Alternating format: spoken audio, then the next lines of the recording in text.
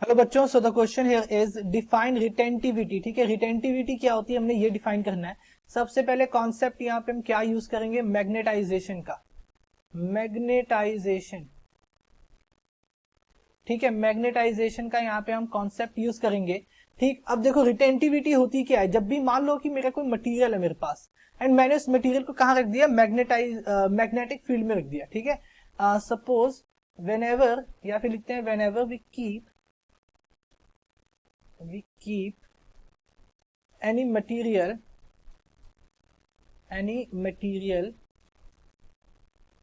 in magnetic field,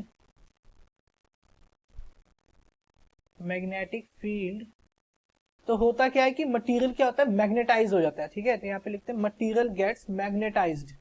material gets magnetised. ठीक है, कुछ देर के लिए मटेरियल क्या हो जाता है, मैग्नेटाइज हो जाता है।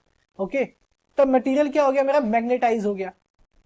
ठीक है, अब होगा क्या कि अब मान लो मैंने उस मटेरियल को मैग्नेटिक फील्ड से हटा दिया। Now we remove the material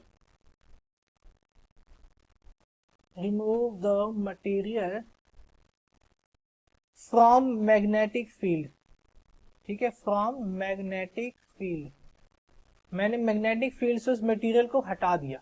ठीक है, तो होगा क्या कि स्टिल उस मटेरियल के पास कुछ मैग्नेटिक फील्ड बची होगी।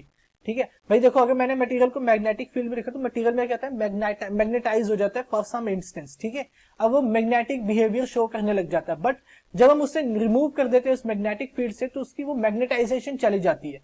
But in some cases there is some left over magnetic field in the material. ठीक है, some left over magnetic field या मैग्नेटाइजेशन। ठीक है, या फिर हम इसे लिखते हैं magnetisation is there in the material. Left over magnetisation is there. ठीक है, मटेरियल में कुछ मैग्नेटाइजेशन होती है, लेफ्ट ओवर मैग्नेटाइजेशन होती है।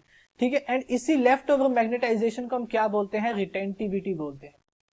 क्या बोलते हैं हम इसी लेफ्ट ओवर मैग्नेटाइजेशन को, रिटेंटिविटी।